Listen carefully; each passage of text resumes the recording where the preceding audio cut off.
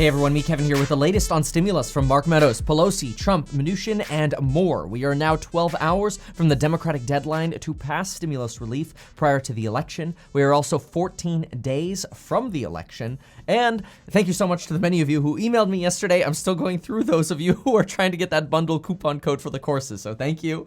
If you don't need a bundle, you could use the regular coupon code down below, but wow, thank you for the support. Nancy Pelosi, in her latest interview, cites the major differences between Republicans and Democrats as a difference of values.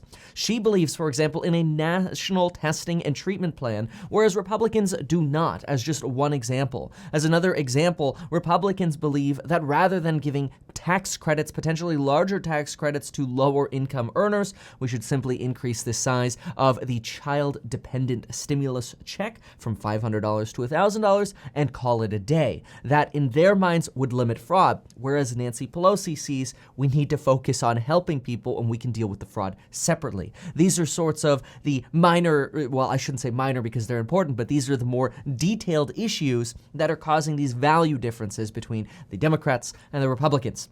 Nancy Pelosi stated, however, that the number one issue is not money anymore. It is the details. That money, the top line figure, does not matter in this negotiation right now. Nancy Pelosi said that, but wait till you hear what you hear from Mark Meadows. Yesterday, Mark Meadows said that the White House and the administration had increased their offer to Democrats to about $1.9 trillion, which, depending who's doing the math, some say we were already at $1.9 trillion anyway. But either way, Mark Meadows this morning said the top line number does not matter right now, which is exactly what Nancy Pelosi said. In fact, Mark Meadows rhetorically asked reporters if there was a way we could spend money on infrastructure and bring jobs back to America as part of this package, then the top line number might work. And this might be a Republican way to justify larger spending. Hey, if at the same time we spend more, but we can appeal to more of the Republican demographic of, well, we're going to bring manufacturing back, we're going to spend on infrastructure, maybe we can get this larger number through. Donald Trump, as usual, again this morning, repeated that he wants to do a larger package than even Democrats want, because that money goes back to Americans anyway. So now it's almost becoming a matter of the tiny minutia of what's in the deal and how each side can justify the 2.2 or $2 trillion plus figure to their parties.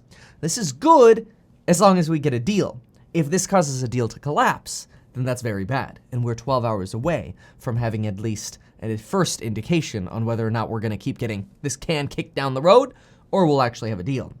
A New York Times Siena College poll, it's a combination, those are two institutions, found this morning that 75% of Americans desire a $2 trillion relief package, whereas just 21% were against a $2 trillion relief package, and 4% were indifferent. The Senate votes today on a standalone PPP bill worth approximately $257 billion for reopening the first round of PPP funding and issuing a second draw or second opportunity for businesses whose revenue has declined 35%, comparing a 2020 quarter to a 2019 quarter. Tomorrow, the Senate votes on a skinny $500 billion deal. Mark Meadows believes that this is a backup plan, or both of these are a backup plan in case these larger talks fall apart. Now, even though these votes are happening, Mark Meadows doesn't actually believe the $500 billion deal, which includes money for schools, money for unemployment extensions at $300 per week, and strong liability protections, but at the same time does not include stimulus checks and also excludes state and local government funding. He does not believe that the skinny bill of $500 billion would actually be a final amount. Instead, he sees the $500 billion deal as an opportunity to start negotiating again, as a backup strategy in case we sort of reached a game over on the bigger deal and we started over. Okay, well then let's work our way up from $500 billion and see what we can add to this puzzle. It all sounds like a terrible politician's disaster, and honestly, the people are suffering listening to this garbage. But even Republican senators are beginning to get nervous over this. All of this confusion is leading Republican Senator Bill Sass, for example, to say that he's worried about a bloodbath in the November elections, suggesting Democrats might take over many Republican seats. Steve Mnuchin will be back to the United States Wednesday night or Thursday morning after he extended his trip one day to the Middle East. Today's discussion between Nancy Pelosi and Steve Mnuchin will occur at 3 p.m. Eastern Time. This comes at the same time as the 48-hour self-imposed deadline by Democrats comes to an end. If a deal is not struck today, we're likely not going to see a stimulus deal completed and executed before the election.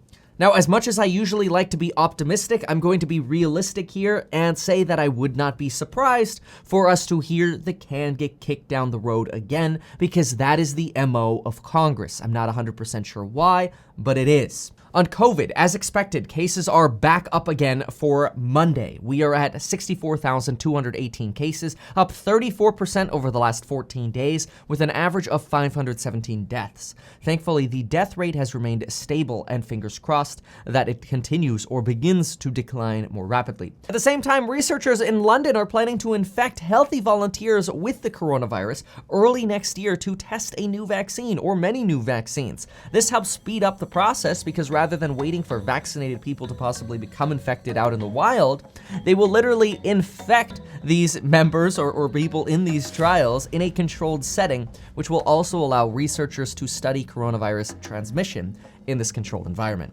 Thank you so much. Remember to get your 2 free stocks in the link down below and get life insurance, both of which you can do in as little as 5 minutes. Deposit $100 to get the 2 free stocks from Webull, and you can Apple Pay or Android Pay for that life insurance. Check out those courses, and folks, we'll see you next time.